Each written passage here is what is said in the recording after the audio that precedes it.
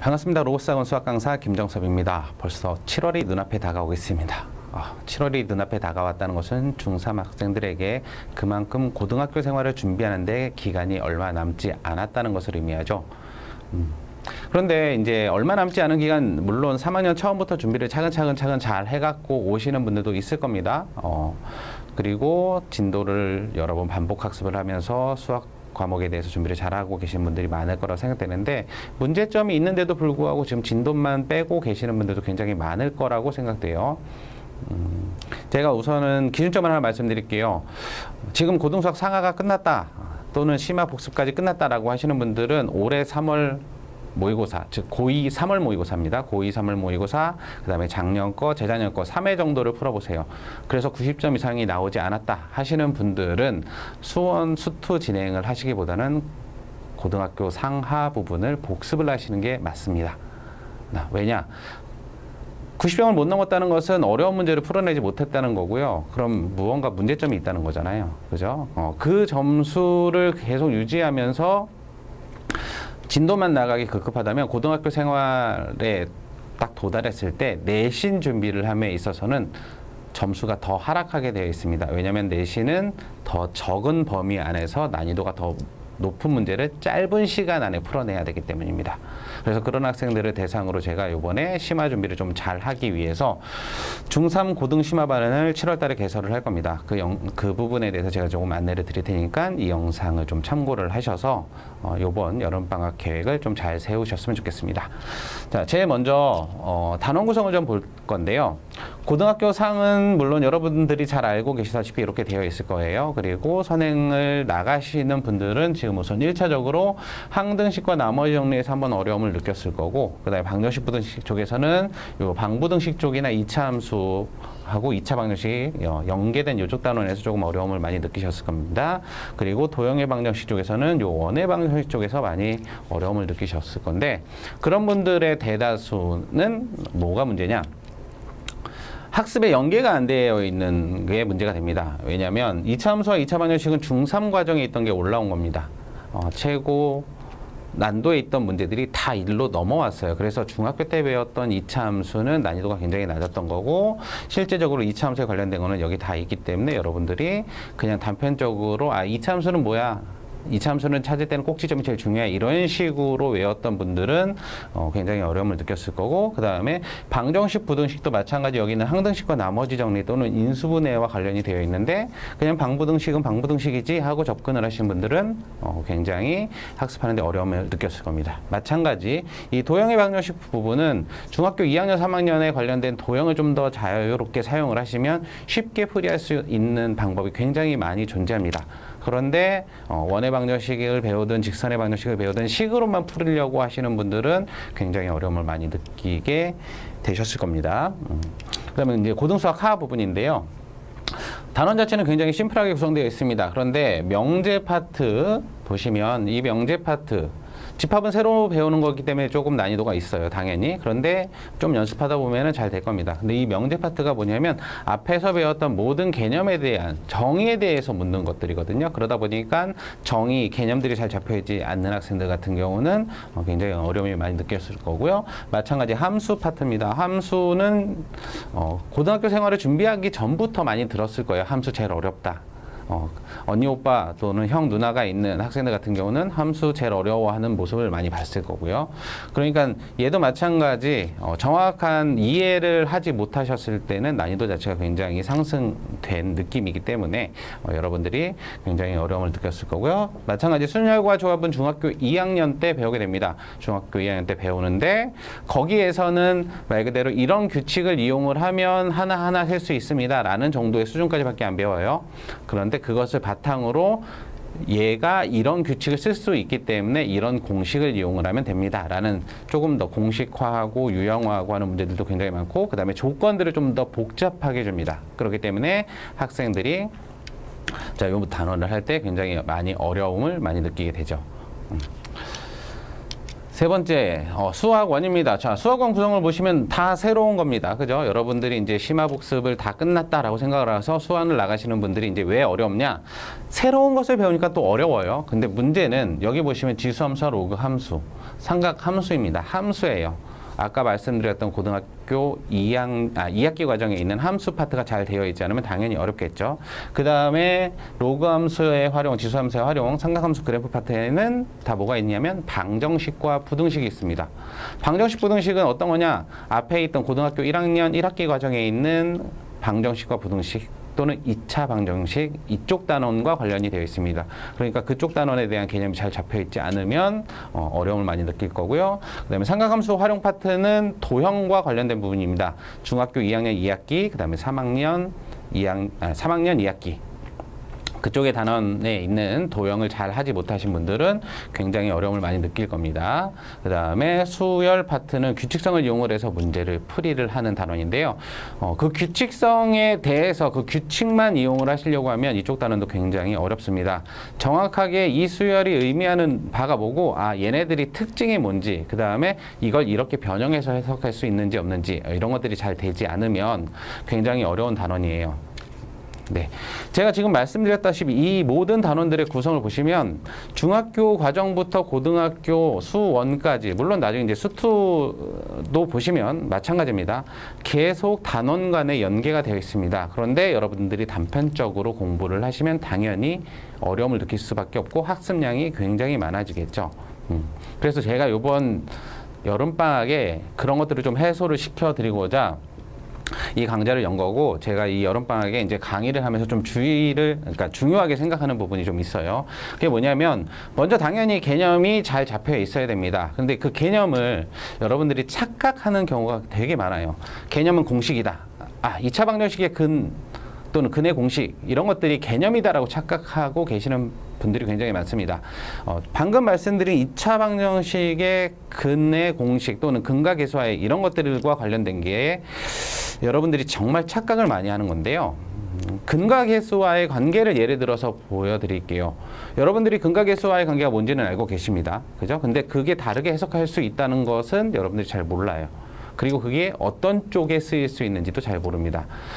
실제적으로 2차 방정식의 두 근이라는 거는요, 2차 함수에서 x절편을 말하는 거고, 두 근의 합을 가지고 2차 함수의 축을 찾을 수 있는 거고, 이렇게 생각을 확장할 수 있어야 되는데, 여러분들은 근과 계수의 관계는 그냥 근과 계수의 관계, 2차 함수의 축은 2차 함수의 축, 그 두 개에 어떤 관계가 있는지를 생각을 잘 안 하시죠. 그래서 제가 직관적인 이해를 통해서 먼저 얘가 이렇게 해석될 수 있어 라고 먼저 보여드리는 수업을 많이 진행을 할 겁니다. 그리고 방금 말씀드렸듯이 2차 함수와 2차 방정식에 연계가 되고, 그 다음에 방정식이 항등식이랑 연계가 되고, 네, 원의 방정식도 다른 쪽에 있는 연립 방정식이랑도 또 연계가 되는 부분이 있거든요. 그런 부분에 대한 설명을 통해서 단원 간의 종합적인 개념을 좀 더 연계된 개념을 많이 강조를 할 거고요. 수업 시간에 질의응답을 계속하면서 그 학생들이 어느 정도 이해를 하고 있는지에 대한 피드백을 계속 받으면서 부족한 부분은 계속 강조를 하는 수업을 좀 진행을 많이 하게 될 겁니다. 그 다음에 두 번째, 심화반이기 때문에 당연히 문제를 빨리 풀어내시고 어려운 문제도 당연히 풀 수 있어야 되겠죠. 고등학교 올라가시면요, 제일 많이 내신 시간에 듣는 말 중에 하나가 뭐냐면, 선생님 시간이 부족해서 다 못 풀었어요. 끝나고 나서 풀어봤더니 이거 풀리더라고요 라고 하는 말을 제일 많이 듣습니다. 그런데 시간이 없다라는 말은 문제가 어려워서이기도 한데요, 대부분의 학생들은 문제가 어려워서라기보다는 어떤 문제점이 있냐면 풀이를 하는 방법 자체가 늦은 학생들도 있습니다. 그런데 정말 제일 많은 범위에 속하는 것은 뭐냐면, 문제를 읽고 그 문제가 내가 2차 방정식의 풀이처럼 느꼈다라고 한다면 2차 방정식 풀이의 방법을 하나하나 다 써보는 겁니다. 그래서 이 방법이 아니네, 저 방법이 아니네. 그러다 보니까 한 문제를 풀이하는데 1분 안쪽에 해결해야 되는 문제를 3분, 4분을 쓰니까 뒤로 가지를 못하고 객관식 한 14번, 15번에 멈춰 있는 거죠. 시험 시간 안에. 네. 그래서 저는 그런 것들을 좀 해결을 해드리고자 문제를 먼저 해석하는 연습을 좀 많이 시킵니다. 문제 해석이라는 건 어떤 거냐면 문제를 보고 문제들은 항상 거기에 힌트가 숨겨져 있어요. 이 단어를 어떻게 해석해야 되는지 여러분들이 잘 모르는 경우가 굉장히 많습니다. 그래서 그런 것들을 해석을 하는데 그 해석을 그냥 해석만 하는 게 아니라 아까 말씀드린 단원 간의 연결을 통해서 예를 들어서 아까도 계속 강조를 하는 2차 방정식 얘기는 왜 제가 계속 얘기를 언급을 하냐면 여러분들한테 제일 익숙하기도 하지만 그게 제일 안 되는 파트기도 하거든요. 그래서 2차 방정식 문제예요. 딱 봤더니. 근데 그거를 다르게 해석을 했더니 2차 방정식 문제가 아니라 2차 함수 문제일 수도 있고 직선의 방정식 문제일 수도 있고 원의 방정식 문제일 수도 있고 다양하게 이제 다르게 해석을 할 수도 있는 거거든요. 그래서 그쪽 연계된 개념과 또 연결해서 제가 수업을 진행을 하고요.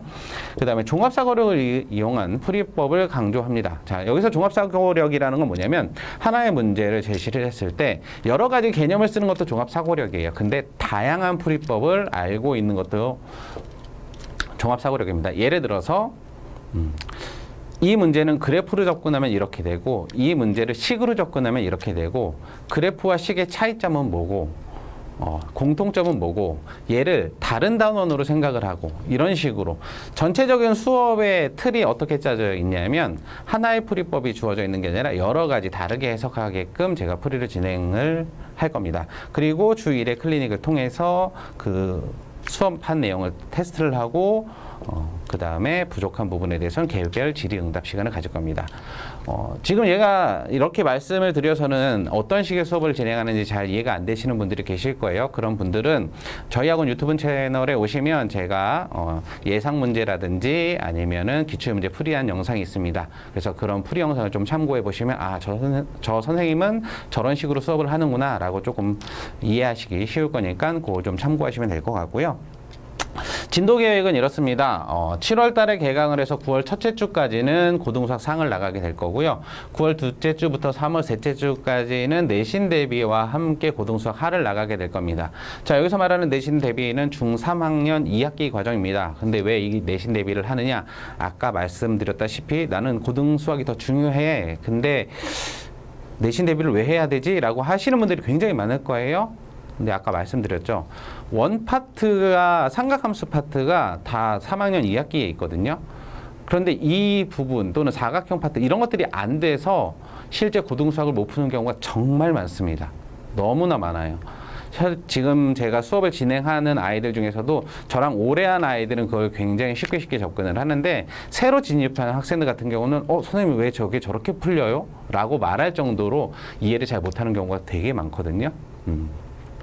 그러니까 어려운 방법이 아니라 좀 더 쉬운 방법인데도 불구하고 못 떠올리는 이유는 그런 도형 파트가 잘 안 돼 있어서입니다. 그래서 내신 대비를 하면서 다시 한번 제가 이제 고등수학과 또 연결이 되는 부분들은 연계성을 이용을 해서 제가 또 수업도 진행을 할 거니까요. 그래서 그거 참고하시면 될 거고요. 마찬가지 3학년은 11월 첫째 주에 기말고사를 보죠. 그래서 10월 4주차부터 12월까지는 내신 대비 및 수학 1을 진행을 하게 될 겁니다.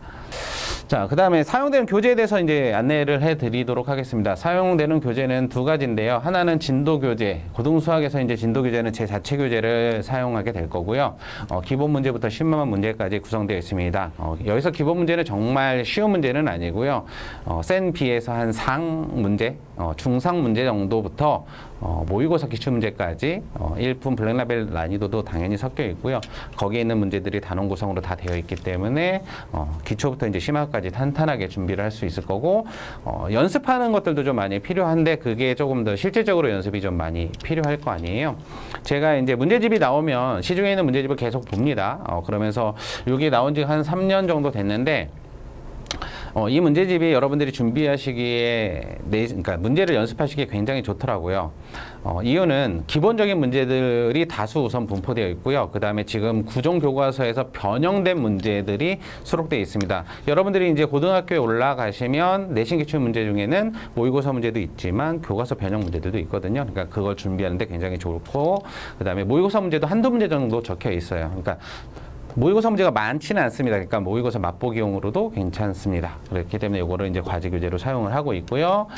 수학 1 같은 경우는 제 자체 교재로 2개 다 진행을 합니다. 수학 1은 지금 한 번 정도 나간 학생들도 있을 거고 아예 진행을 안 한 학생들도 있기 때문에 진도 교재 자체는 난이도가 조금 있습니다. 그러면서 연습은 이쪽에서 시킬 수 있게끔, 근데 중상 난이도, 아예 기초적인 문제를 연습하기보다는 심화를 나갔으면, 그러니까 고등수학 상하 심화를 나갈 정도의 실력이면 어느 정도 이해도는 있는 학생들이 있기 때문에 기본적인 난이도보다는 중상 난이도 또는 더 어려운 문제까지 문제를 풀어볼 수 있게끔 구성된 제 자체 교재로 진도를 나가게 될 겁니다. 그 다음에 이제 마지막으로 이제 학생 관리에 대해서 안내를 드릴 건데요. 학생 관리는 어떻게 되느냐면 문자 발송, 진단 평가, 질의응답, 클리닉 요 한 4단계로 구성이 되는데요. 문자 발송은 그 주에 수업한 내용이 뭐고 학생이 과제 상태가 어떻고 라는 부분에 대해서 또는 뭐 결석을 했으면 보강이 언제 이루어질 겁니다 라는 식의 안내 문자가 계속 진행이 될 거고요. 그 다음에 진단 평가는 월 1회 정도 진행을 하게 됩니다. 그래서 제가 수업 때 강조했던 내용, 오답에서 많이 나왔던 내용, 클리닉에서 아이들이 어려워했던 내용 이런 것들을 가지고 구성을 해서 문제를 보고 그 다음에 부족한 개념이나 이런 부분은 바로바로 그 자리에서 개별 질의응답도 하고 전체 강의식 수업도 진행을 하고 하면서 결선 부분에 대한 복습을 좀 진행을 할 거고요.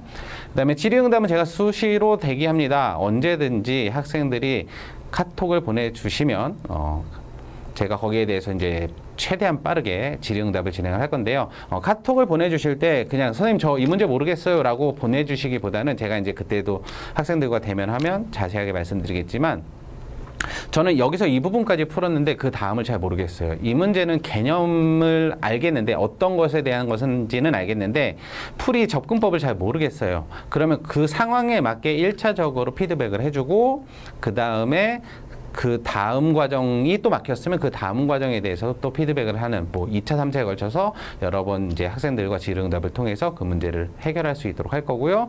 물론 전체 풀이를 잘 모르겠어요 라고 하시는 분들에게는 제가 풀이 영상을 첨삭을 해서 카톡으로 영상 제공을 할 겁니다. 그러니까 그런 식으로 바로바로 피드백 진행을 할 거고요. 마지막으로 주 1회 클리닉 아까 말씀드렸죠. 수업 시간에 진행된 내용을 아이들이 얼마나 이해를 하고 있는지 제가 가르쳐준 풀이 방법을 얼마나 잘 활용하고 있는지에 대한 테스트를 진행을 하고 거기에 관련돼서 클리닉 수업을 진행을 하게 됩니다. 자, 여기까지가 제가 말씀드릴 부분이고요. 올 여름방학 굉장히 중요합니다. 그냥 진도를 빼는데 급급해하지 마시고 지금 자기네 상태를 정확하게 좀 파악을 하셔서 이번 여름방학을 허투루 보내지 않았으면 좋겠습니다.